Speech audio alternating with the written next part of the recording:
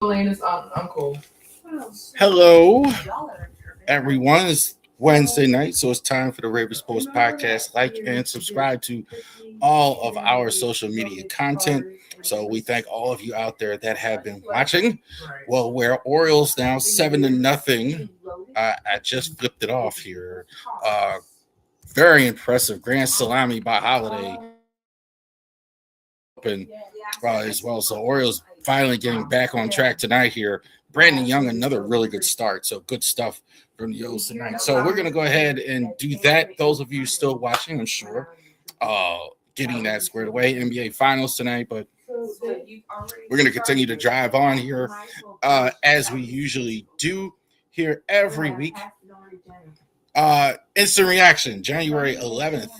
2026 Orioles and Royals as well. So that's the same night as the MLB draft first round. We'll go ahead and be chopping that up as well. Who is going to be the number one pick in the draft? Who are the Orioles going to select? So we're going to stick around for part of the first round. One of my favorite streams all year are baseball only. So we're going to be chopping up the first half a little bit as well that night, talking about who's in the lead for Cy Young and things like that. So a good baseball stream. We're going to have that night, 9 o'clock on July 11th. Genesis Notary Services in Facebook.com. Definitely too busy again with the notary thing. So I want to thank all of you in Winchester getting all these calls for people that are helping out here with that. So we appreciate all of you that's expanding process server, wedding efficient, getting off the ground, field inspection, getting off the ground. So I'm just eternally grateful. Thank you very much, all of you in Winchester. The RaverySports.company.site Fanatics links is there as well. So definitely to check it out. We're going to have one tonight. Fanatics links definitely to check out our website. You want Orioles and Ravens merchandise as well. We're going to have that for you. So definitely, absolutely check that out. See, Charles Harris, we are LegalShield.com. So definitely to Legal Shield. It's a great resource. I rave about Legal Shield. So many people are missing out on the good stuff that Legal Shield is giving you as well. RaverySports@gmail.com. Definitely too. If I don't have any of those things on the website, we're going to go ahead and check that out as well. The bottom of the screen also to Ravery Sports blog spot.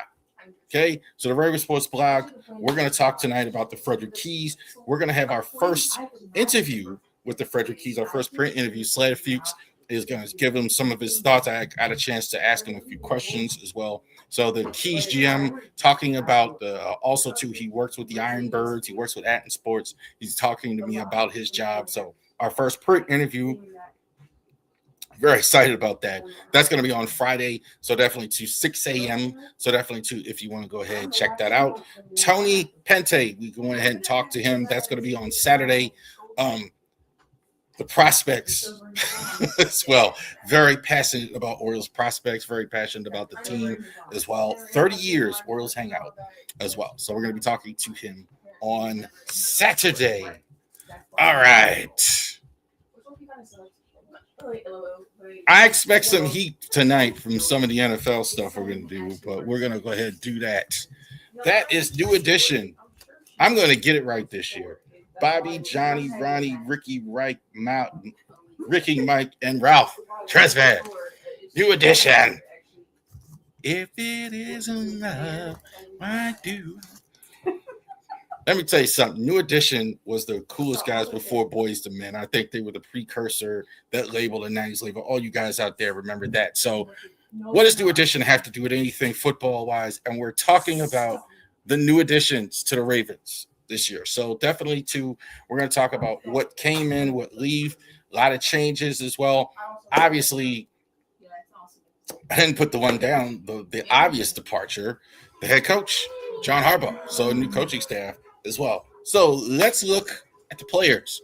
What went out the door for the Ravens at the end of last year? Cooper Rush didn't work. I actually don't mind the idea of getting a backup. He's somewhat established. He still hasn't signed. Didn't work. Keaton Mitchell signed with the Chargers after the Ravens released the restricted tag from him. He went ahead and signed with the Chargers. Like a lot of these guys are going to see, Pat Ricard, no longer the Ravens, probably not using a fullback, signed with the Giants. DeAndre Hopkins is still out there, rumored for a couple teams. Tylan Wallace signed with the Browns. Todd Monken, familiar there, so you're going to see that as well. Charlie Kolar, again, familiar with the Harbaughs as well, going with the Chargers, about third tight end. Isaiah Likely signing with John Harbaugh, again, in the Giants. Joe Noteboom still out there. We'll see how that goes. Daniel Falele, I read they weren't happy with Daniel Falele already with the Giants. Not a surprise, right?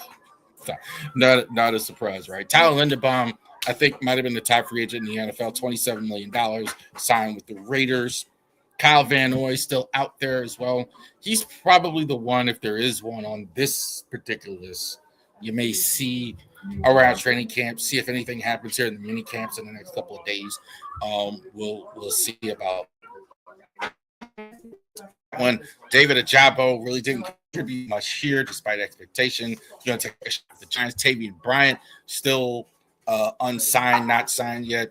Draymond Jones, good pickup after the trade, late season pickup there, signed with the New England, back with Mike Vrabel, who he played with before. Brent Urban may finally retire or go to New York. I can see that one as well, if he actually does sign. Lloyd Gilman, another late season addition, actually signs with the Chefs in their revamped secondary as well. Darius Washington signs with the Commanders, and Jordan Stout, former Ravens punter, signs with the Giants. Those are the main guys. That may be others as well. So that's what's left. What are we getting? The Ravens. So let's go over this. Adam Randall. Don't always go over a fifth round running back. I would say in this particular case, this guy was picked by the owner, Steve Bisciotti. So I don't think he's going to get cut. I think you pick a guy in the fifth round by Steve Bisciotti. I think that matters. I do think he's going to be on the roster. Running back room is fairly crowded still. Obviously, Derrick Henry's going to start. Still, Justice Hill is here. Rasheen Ali actually was on the roster all last season. So we'll see how they go. Will they carry four running backs again? I'm not sure about that. So I think this is a case where somebody's going to go. We'll get the position battles next week. But I think Adam Randall's a pretty sure bet. You see the numbers. 814 carries, 10 TDs. Good stuff from Randall. I think interesting to see how that goes. Sark caught a pass in minicamp from Lamar Jackson. That's always good to see. Fourth round pick, 665 receptions, 830 yards, and 15 TDs. Last season in Indiana. Indiana players are very, very good last season. I'm really, one of the storylines for me is to see how good the Indiana players are, because almost none of them were five stars. They went to the top of college football. It's interesting to see as well. This is about what they got right. This is about where he should have been drafted. Lots of potential here. A lot of those guys are polished, good 4-year players as well. The third receiver spot, I think, is wide open. Also, the second receiver spot, I think, is wide open. This is also to kind of return to form what the Ravens liked. We saw Zay Flowers. We saw Marquise Brown. They drafted early. This is kind of what they've always done. Now, the worry in that is it didn't always work. But this is big, tall, physical. This is kind of what they've done. Interesting to see this as well. Similar here, Jacoby Lane, a round higher, third round pick, 43 receptions last year, 525, 12 touchdowns at Southern California. Played with Caleb Williams, I believe, in college. So he understands how it is to catch from an NFL quarterback. I thought this was a round high for him. I've kind of said that. I thought like third round. I'm not sure I would have done that. So I understand what they were thinking, though, if you really like this guy. But again, it's interesting. You pick kind of similar guys. I think he's more polished on the outside than Strat is. But I think you'll see him. But definitely two long arms, get those 50-50 balls, very good in the red zone. I think that's a concern for them. So I definitely think they take a big, tall guy like Lane. I kind of like the other one better than Lane. That's just me, but we'll see how that goes in camp as well. We've got kind of Happy Wednesday, Michael. Rav. Hope you are well too, sir. All right. Durham Smythe. Interesting. So this is guy we just talked about what's left. Charlie Kolar went out the door, and Durham Smythe is here. I think this is going to be a blocking tight end. I don't think you have any designs on this guy. I don't think the Ravens have any designs on this guy being this big time receiving tight end. He's very familiar with the offense already. He's played with Declan Doyle before last season, so I think you're going to you want to bring a guy in that's familiar with your offense at the least. Even if he's not great, he can kind of come in and help you in camp a lot. So he's a guy come in, not a lot of catches, 4 catches, 25 yards. You can almost argue, I think I could see him as the new Pat Ricard there as well. So I definitely think this is a guy that's going to just be your blocking tight end. You're going to have Andrews the receiver, Dalen Smythe the blocker, and then I think one of these other guys is going to emerge. He could also too be in the Pat Ricard role, even though they want to have a traditional fullback, but when they need a fullback, when they need that short yardage, he could be your guy though as well. I don't think he's going to have much of a receiving role. The 2 receivers, kind of like the wide receivers, I think you're going to see a lot of battle at the tight end. Josh Cuevas, 5th round pick, 37 receptions, 411, 4 TDs. I think he's a little more green of the 2 tight ends.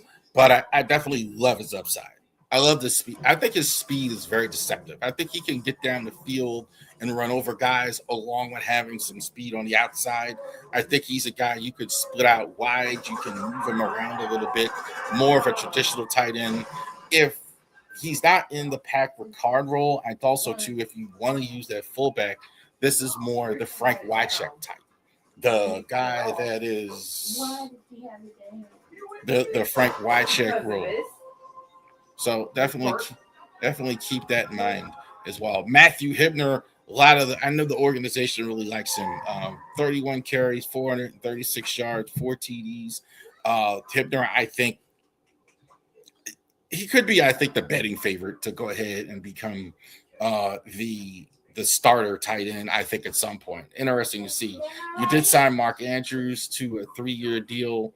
31 receptions, 436 yards, and 4 TDs. It'll be interesting to see. I think he's a more, in traditional sense, big, strong, down the middle of the field. I think that's more what he's going to do. He's a guy that's going to go ahead and do that. Hipner, I think, is very interesting. Free agent John Simpson for the New York Jets. I think I've said it a couple of times. You bring John Simpson in to fix your problems at guard when John Simpson was already on the team. If you'd have given him the contract, and it wasn't a huge contract he just got, 3 years, $30 million. I'm like, you could have did that like 2 years ago. You wouldn't have to fool around with Falele and all that stuff. You just kept John Simpson. John Simpson is going to short up. Is he? Would you put him in a category with a Marshall Yanda, with a Kevin Zeitler? No. Is he a solid starting NFL guard? Absolutely. Absolutely. No doubt about this guy starting probably at right guard. I'm thinking it is possible they could have Leone on the left side. So we'll see which guard spot he starts at, but he's definitely a starter. This is a clear upgrade. Look, the guard spot was a mess last year. Just a complete mess. I think part of the reason, the 2 biggest reasons, the reasons the Ravens didn't make the playoffs was you had issues at guard that were horrible that you didn't fix, and you had the pass rush. So you addressed both of those as well. You didn't draft center as well, really. Vega Ione, I think we just talked about him there.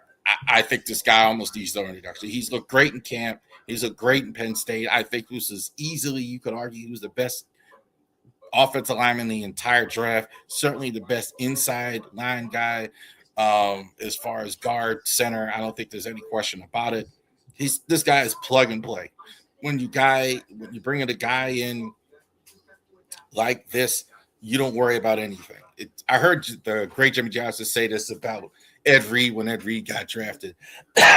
You hope a guy could come in. You hope a guy could fit your system. You don't hope anything with this guy. Plug and play. It's just a matter of which guard he's going to start spot at as well. Definitely an upgrade. Center competition is coming. This is probably the guy so far that's been the most impressive, according to all the reports. Danny Pinner for the Colts. They do not have a center right now.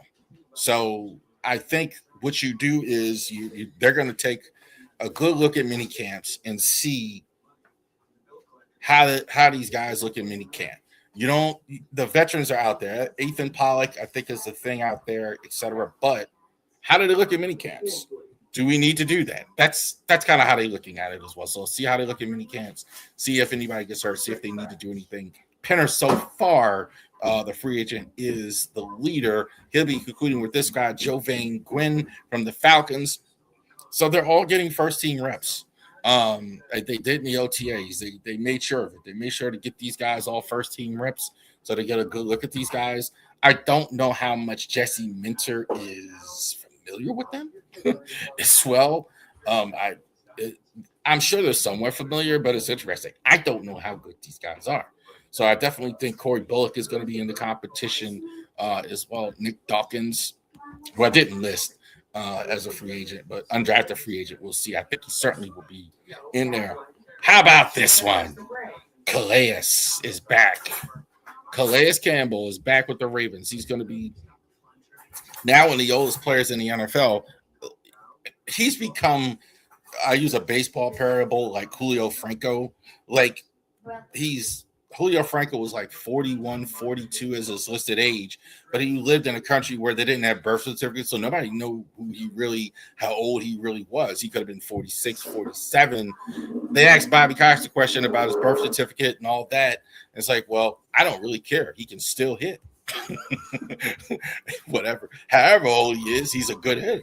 And it's kind of the same with Calais Campbell. Calais Campbell is still a good player. Whatever old he is, I think this is a perfect situation for him.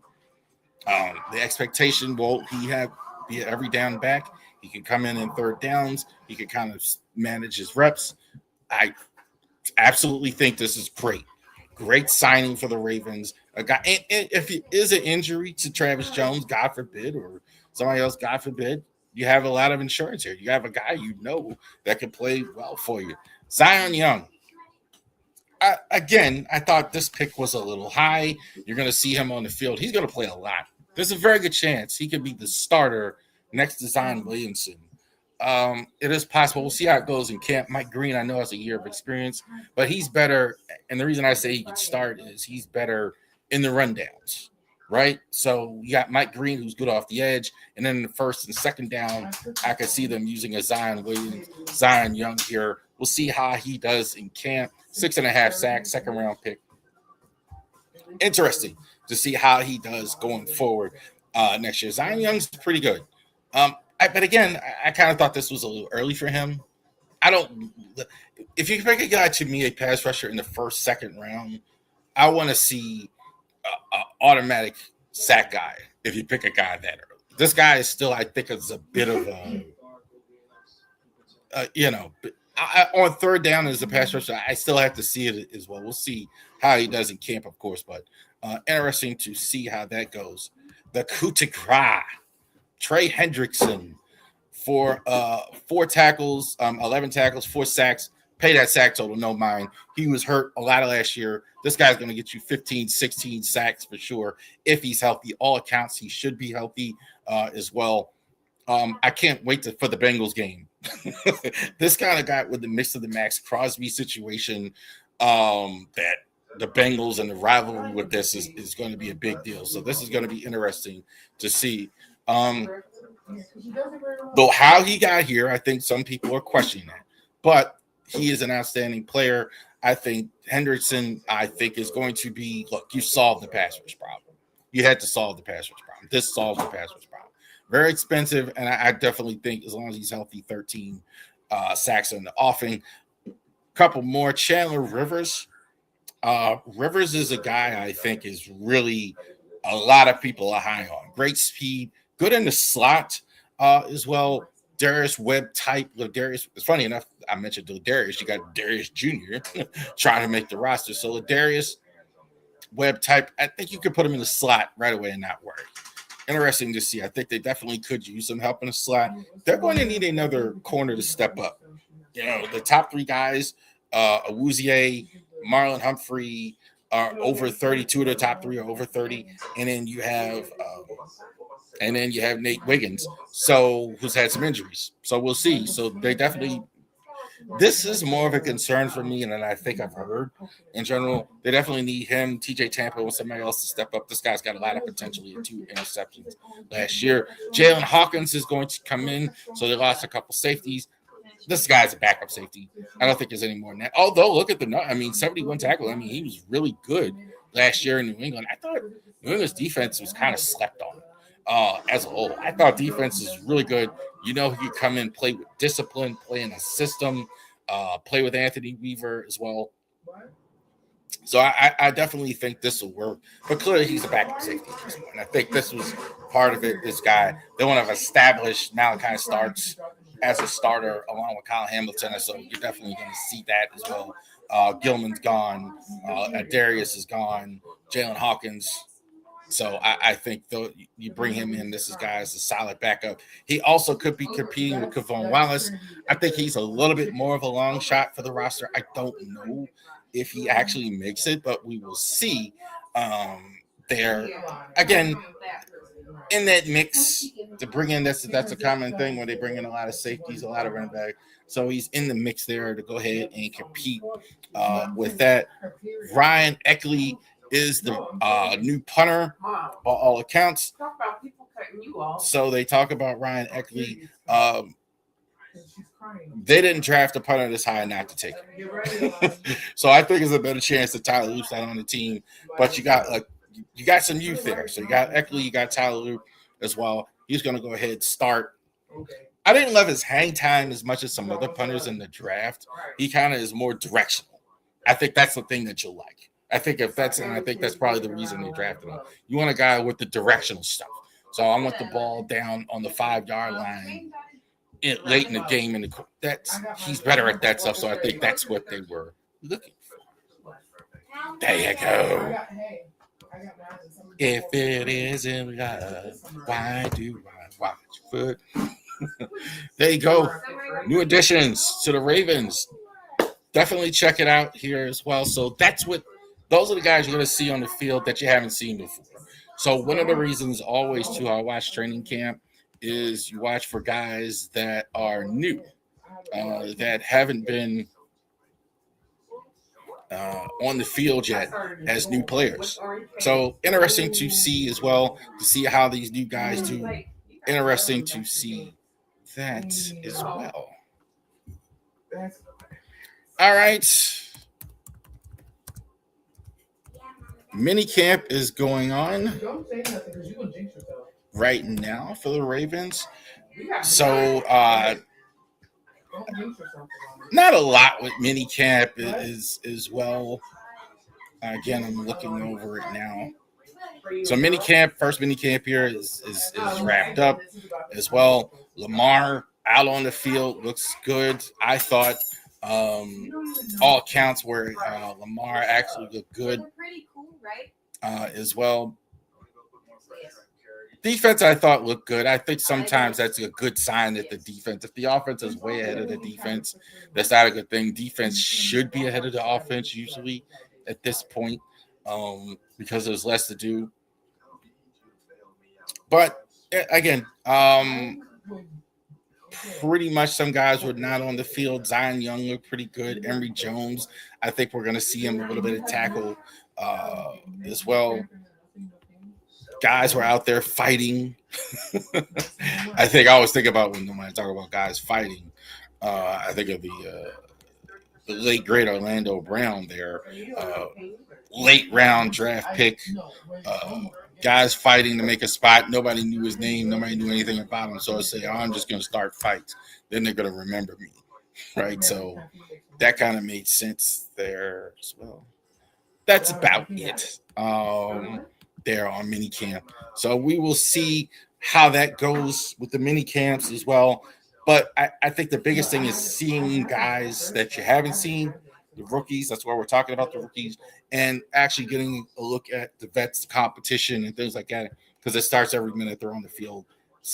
Depth chart also too is interesting to see who's starting there on the field. So that's there. All right.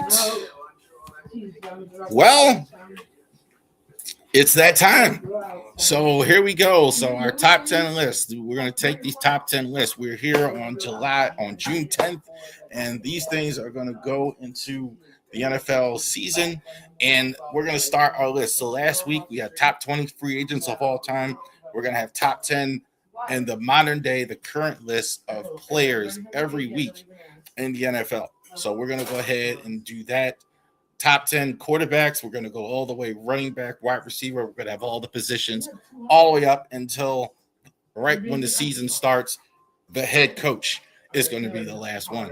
So I will say, I expect people not to agree with this.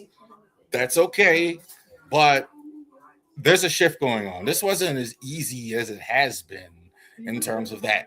So on a bunch of these lists, especially here early on offense, I think the number one guy, I think it is, going to make surprise some people. So we'll see. Other lists are going to come out. We'll see. But I think this is accurate as of right now. I think there's a bit of a shift. Number 10, Jaden Daniels of the Commanders. I think everybody's kind of forgot about how good he was the year before with all the injuries that he had. Daniels, I thought, was very, very good in the year before. Last year, obviously, the injuries, team not as good. I think the only thing wrong with him is if he's just got to stay healthy. That's the only thing keeping him out of top 10. His speed is fantastic. He's probably, now you could argue, even more than Lamar, the best running quarterback in the NFL. Excellent, I think, throwing arm. Does he have enough around him? I think his line is much better than it's been. So I don't know how good the Commanders are going to be, but I still really like Jaden Daniels. I think Daniels still belongs in the top 10 as well. There. Number 9, Sam Darnold. It almost seems low for a guy who just won the Super Bowl. I can't leave Darnold out of the top 10 anymore.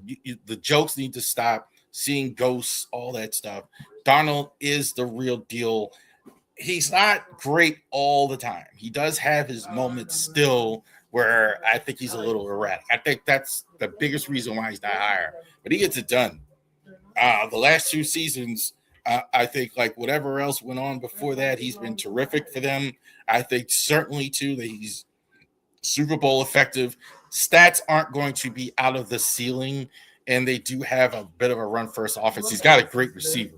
That helps, too. But I think Darnold definitely belongs now in the top 10 after certainly what he did with the Seahawks last season. Number 8, Justin Herbert.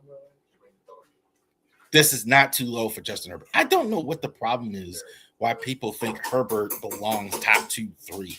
I don't get that at all. Herbert is a good quarterback, great talent, but I'm sorry, you got to get out of the first round before I can put you higher than that. I mean, he's good, but won a playoff game, good regular season stats.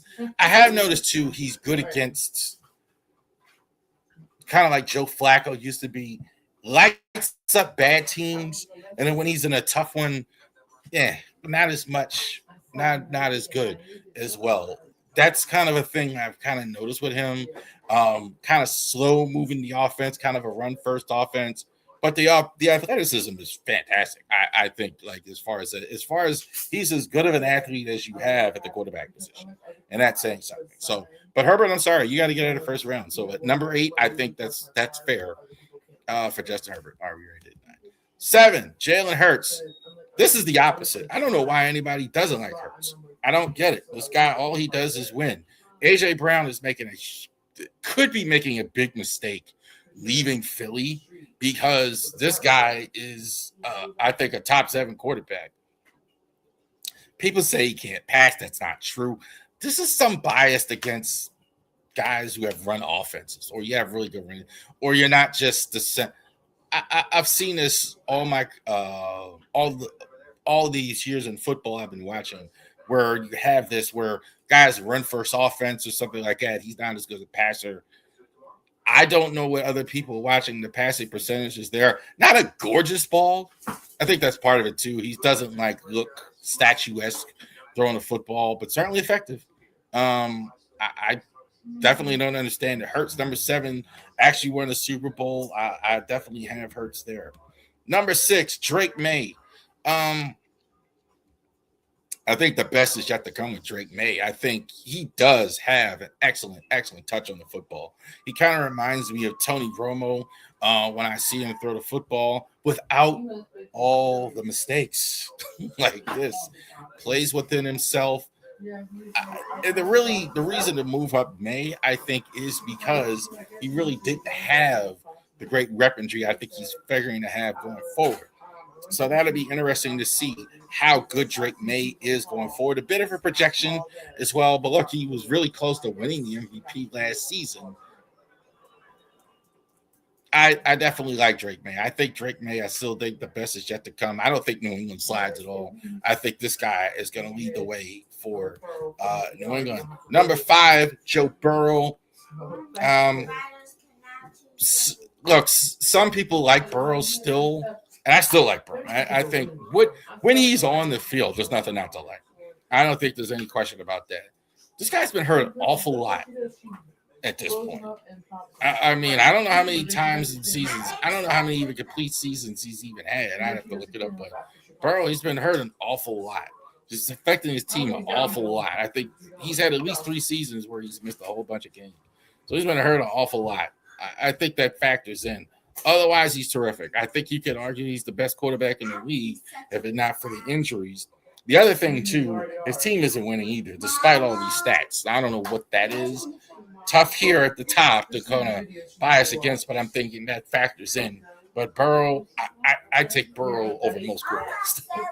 The arm strength, the way he delivers the football down the field, he's mentally tough.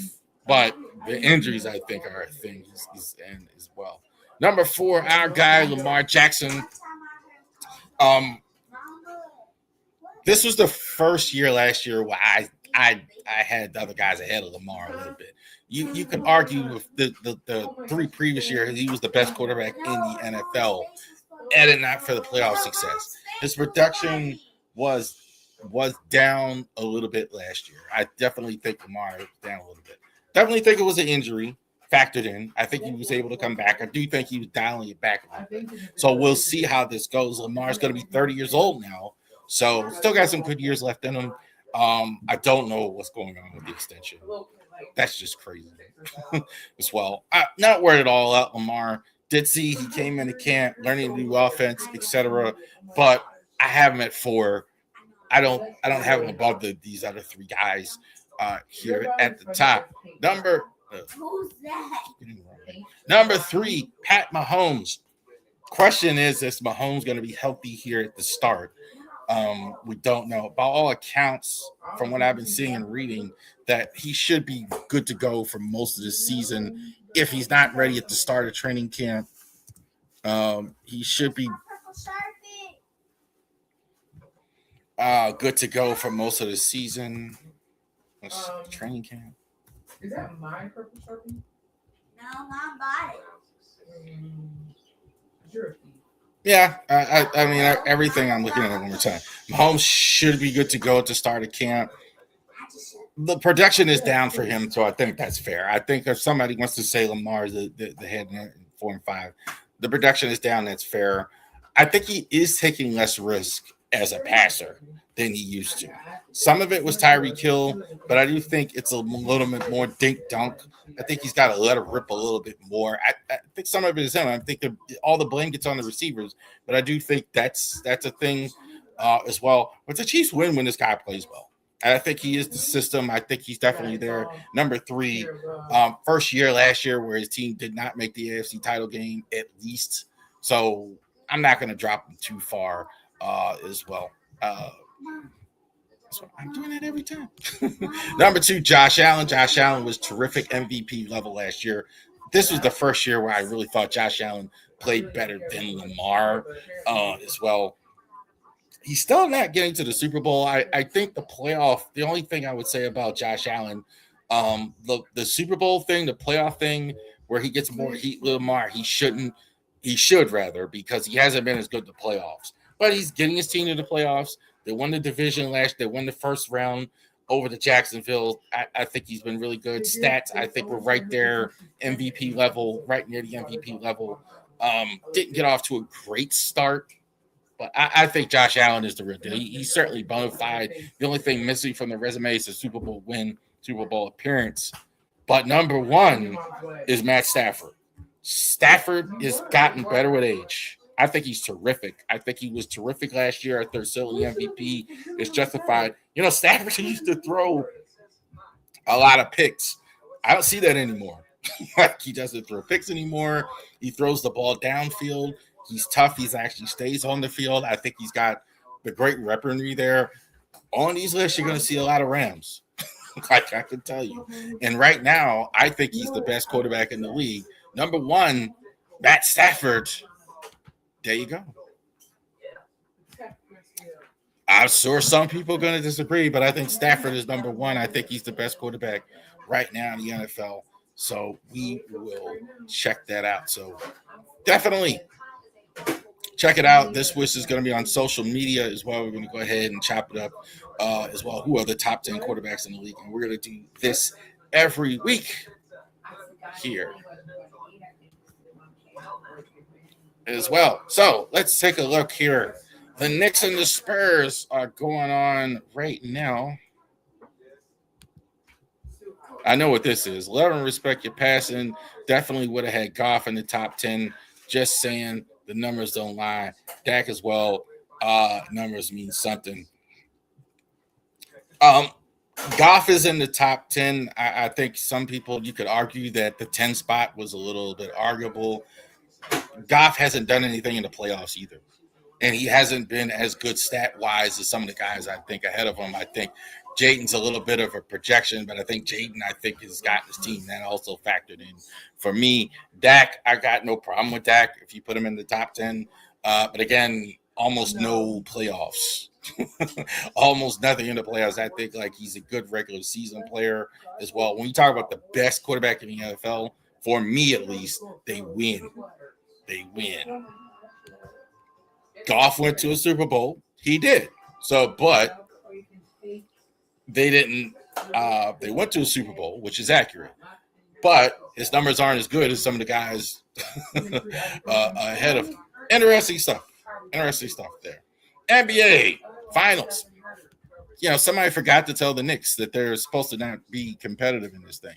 The Knicks have not paid that no mind. The Knicks have been really good in this series, 2-1. They're losing right now, from what I can see, 41-25. So the Spurs woke up, and I saw that in Game 3 for sure as well. So the Spurs actually were a team that actually answered the bell when it was Game 3, the physical challenge. First 2 games. Look, I think they kind of caught the Spurs napping. Napping maybe is too strong of a word, but the legs were a bit dead. They had just played 7 games. Maybe you're a little bit overconfident as well. They really smacked around Wemby and them pretty good in the first 2 games. They've been shooting the ball well all playoff. So I think there's a lot to like there. I do believe that was a thing. Game 2 was very close. Bad mental error at the end of the game by Wembanyama at the end of the last series when he was bringing the ball up. I blame Stephon Castle for that. First of all, as good as Wembanyama is, as tall as he is, as great as athleticism is, and I know you can handle the rock. Some of these bigger guys can handle the rock. They give it to the small guy for a reason. Where was De'Aaron Fox to bring the ball up in that situation? Where was Stephon Castle? He's not even paying attention. So, again, mental error on his part, but more I look at the fact that in Game 2, he shouldn't have been the guy to handle it in the first place across the timeline. That's why you don't have a 7-footer do that. You need a guy, De'Aaron Fox, Castle had the ball. They do that all the time. They in that situation as well. So he's going to get blamed for it, and I think media blame them for it, but I think that's it. Game 3, I didn't watch the whole game at live. I did watch it a little bit later because I was doing the broadcast, driving the cop Monday. I could see it, but I had the game on, and I can tell you the Spurs, the physical challenge, they met it immediately. Stephon Castle was out there every time I see him, hitting people in the mouth, hitting people in the mouth. They didn't let the Knicks push him around anymore in this game, and that's exactly what that looked like, and that's why they were successful in Game 3, and that's why they're winning tonight in this one. 47-25 is going on right now. The Spurs, I think, are I think they've woken the sleeping giant with the Spurs as well. The Spurs, they just have so much talent. You got so many guys there. I think Castle can get you 20 points a game. I think he's an excellent defensive player. I think you got De'Aaron Fox there can get you 20 points. Wembanyama can get you 20 points. Harper, the fact that he's not starting, that tells you how good Stephon Castle is, that he's in front of him. Keldon Johnson as well. Knicks are really good, I think, but I don't think they have the offensive firepower. They're really shutting Brunson down the last two games. In Game 3, every time I saw Jalen Brunson, he had two guys on him. Every time. Like, they didn't give him any air. We're not going to give you any air. We're not going to give you any room. You're not going to, somebody else is going to be to beat us in this series. So that's exactly the way they were playing it. And that's exactly how you should play it in that as well. So tonight, and I'm going to look at it tonight. And I'm going to check out. I was watching the Orioles here beforehand as well. Devin Vassell, 12 points here. Wembanyama, 13 points. De'Aaron Fox, 11 points. 3 for 5 for the three-point line. So they hang from the outside shot. The Knicks have just been out of this world shooting the long shot better than I think they actually are. I think they get a challenge. Again, Brunson now again, 4 points, 0 for 3, everything at the line. They are crowding him. They're doing exactly what you're supposed to do. We're not going to let our main guy beat you. You're going to have to find somebody else to do it. And I got to tell you, it looked like these games are getting chippy, etc. So historically, this would be very strange if this score holds. The two teams on the road teams win the first two games, and now we're at Game 6. So interesting to see here. Still early though, so we will definitely keep our eye on that as well. But I definitely think the Knicks have been game here as well. And let's see who gets the NBA Finals. We'll talk about it one more time next week.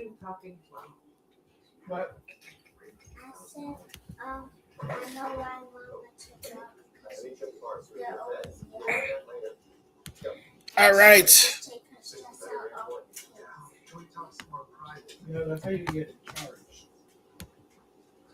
So let's go ahead and get the music going.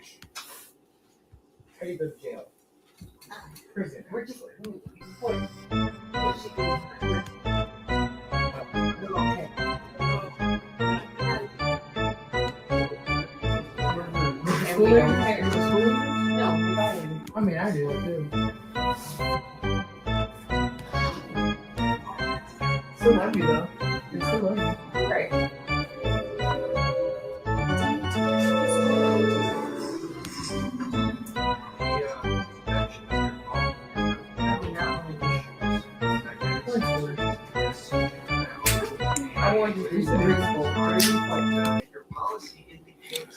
All right, so we went ahead and we played the charge this week as well, and so that's what it means. So it's time for baseball summer, as we do usually at the start here at baseball summer.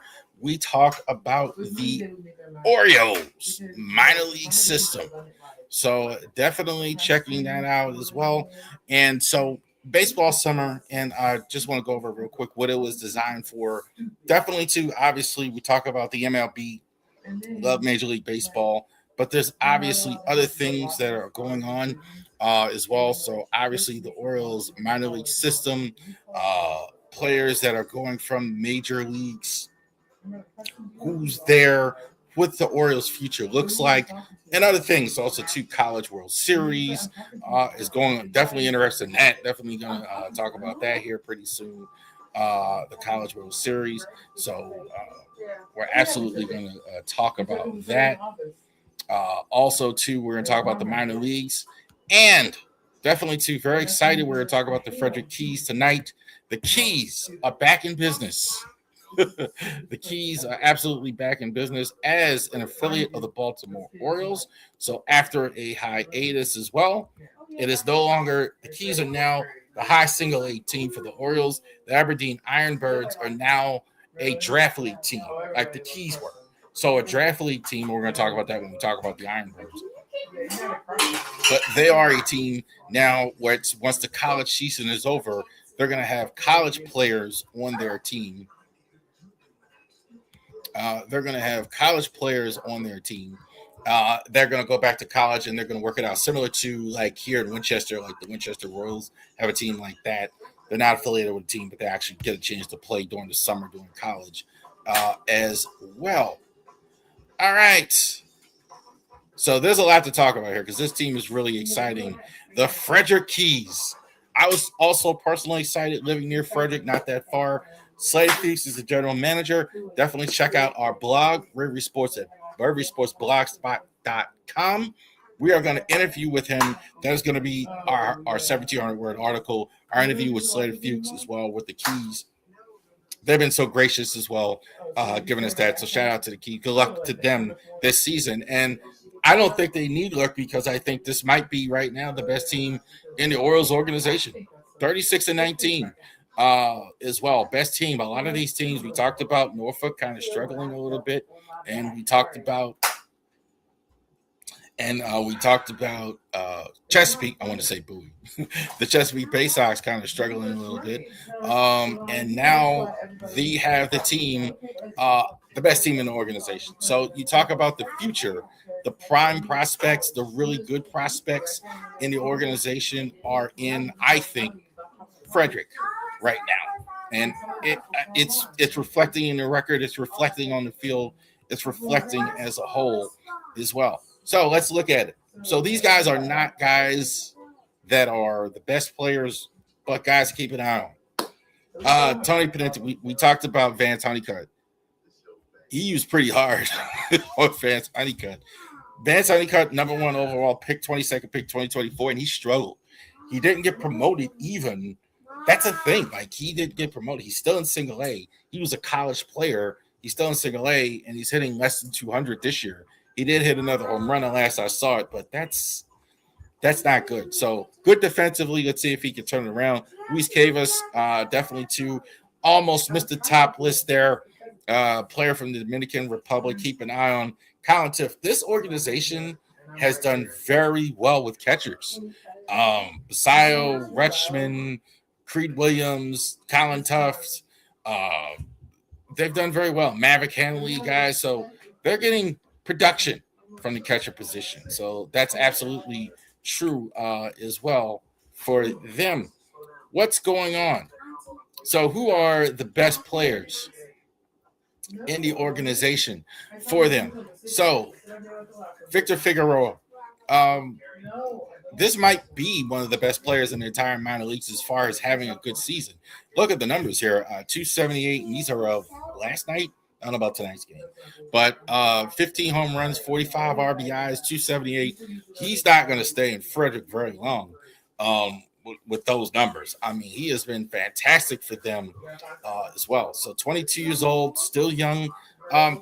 Guy keep an eye on. Definitely, too. There's a lot of room in double and triple A. So he's really been their best player, really mashed as well. Wemo Loy, I think this guy is fantastic. Tony Pennant was really saying a lot of good things about Wemo Aloy, and I agree with him. This guy named minor league player of the month the last month for the Orioles in May. 10 home runs, 44 RBIs, 277 average. I think his defensive shortstop is really good. He can hit. Some guys can just hit. I think he's definitely a former college player of the year. Played in the College World Series. Been very good so far in the minors at Delmarva last year. I definitely think he's a major league shortstop at some point. Ike Irish is back to made his way to the top 100 prospects on the MLB top list. I definitely see why teams like Irish as well. Stats so far this year, not quite as good as Aloy. He's toolsy, definitely toolsy. So, what do players need to play baseball? You need the five tools: hit, run, throw, catch, and hit for power. Five, right? So I think Irish has all of those five things. I think defensively, he played a lot of catcher in college, so they're still playing him in right field after the. I think that's a thing, but I definitely think look, Ike Irish is. I definitely think all the tools are there for Ike Irish to be a really good player going forward. Nate George has been fantastic for them. He has been out for the last month with an injury with illness, so that's a concern. But before that, 293 average, 181 home run, 15 stolen bases, picking up right where he left off. He could come back to the field healthy. Not to worry about. Talk about player of the month, Boston Bateman, pitcher of the month. Love Boston Bateman. The size is there, really big guy, about over 6 feet tall. I think he's about 6'5", 6'6", really big, left-handed, throws really hard. Just got to get him more consistent and refined. But I think he's definitely too. I think you could tell a guy might can go to the next level because he's too much for this level, right? So minor league guys can't really handle him because he really throws too hard. So I definitely think he's a guy that's very talented as far as that goes as well. JT Quinn is really a comer as well. JT Quinn, 2-0, 3.50 ERA, 57 strikeouts. So definitely these are two live arms here at the lower level for them, and definitely two Orioles. I think are really lucky to have these two guys. Look, Mike Elias and the pitching prospects haven't really been there. So that's a real thing with the Orioles. Haven't really had pitching prospects. So a lot of the draft stuff that they've done has really pretty much focused on offensive guys. So they really haven't been a chance to focus on defense, on pitching, and on pitching. So this is a guy is you definitely have to look at. And Yalber Katera is a guy that the been good out of the bullpen this year.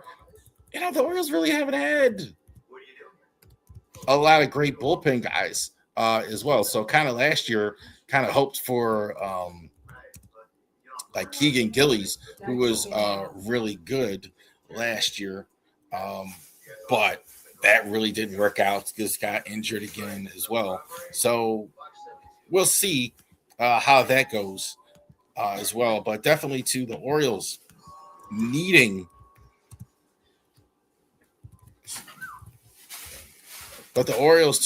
more pitching at the major league level. You're seeing it right now as evidence on the screen as well. Brandon Young may be a guy who is emerging for that as well. There you go. So there you go. The Orioles minor league system. And again, check it out. The blog spot here. We're interviewing the GM, general manager, vice president of operations for the Keys. Very happy for the people in Frederick. I used to work in Frederick a couple years ago, and very happy for them that they're actually getting back their minor league teams here as well. So that's very good that the Keys they are back.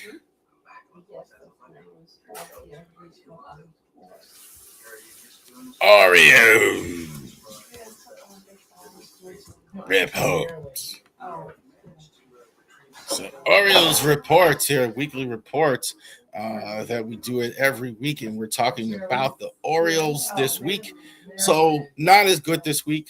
A little bit more of a scuffle. Lost a couple close games.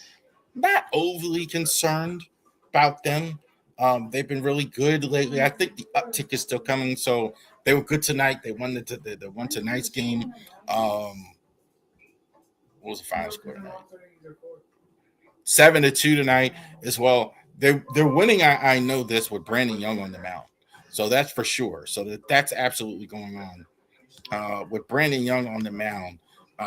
They're absolutely winning these games for sure as well. So let's take a look here. What's been going on this week? So definitely some issues with the bullpen. They took a look at Kyle Nicholas, cash considerations as well, and option him to Norfolk. So as well. So look, you see guys like this. You see guys like this. The 4A guys are all in Norfolk, especially this year without the real prime prospects right there as well. 4A guys like these are the guys that you have to really look at. So you need guys that are ready to come up right away as well. Sam Huff came up this week. Sam Huff was actually get the graphic up. Was actually selected playing tonight from Norfolk. Designated for assignment Weston Wilson early in the week as well. Sam Huff. I mentioned this in the interview as well. Look, as good as Adley Rutschman is good, as good as Sam Bassau has been, and it's absolute craziness that they weren't in the lineup tonight. That's just complete craziness to start. But with those guys, you may have to carry 3 catchers. So that might be a real thing. Like if you're going to actually play them every day, because they're not really getting off days a lot of nights. I think that's why tonight they didn't play as well. So definitely you got to keep that in mind. But you might need to carry a 3rd catcher. And so that's the thing. Makes sense getting Huff on the field instead of Weston Wilson because Weston Wilson really wasn't playing. He really didn't have a role on the team. He didn't have a defensive role or offensive role as well. So that's a thing as well that, why change it when you have a guy that's really not going to play at all as well.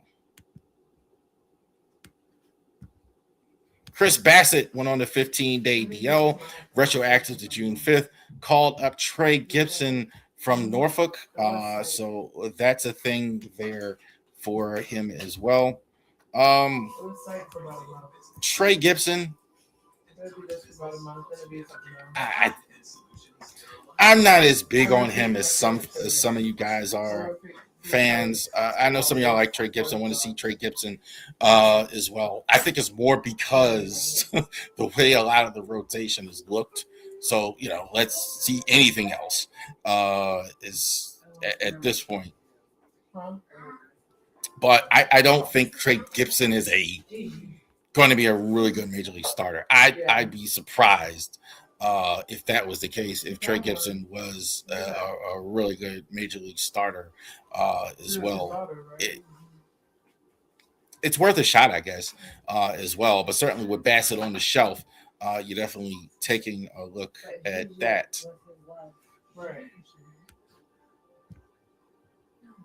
Real quick, Chadrick Top again needed for catches at the major league levels. So he's a guy that the Orioles have had some experience with as well. He's going to go ahead and sign to a minor league contract. So again, now it's Huff. I think that also could be a clue that Huff is going to be in the majors as well.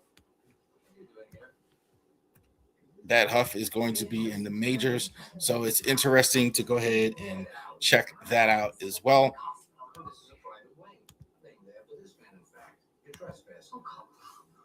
Definitely too. No graphic for it. Ryan Helsley should be back here in a couple of days. Helsley has definitely been working out. Had a little bit of a setback. I don't think you're going to have him until the break is over as well.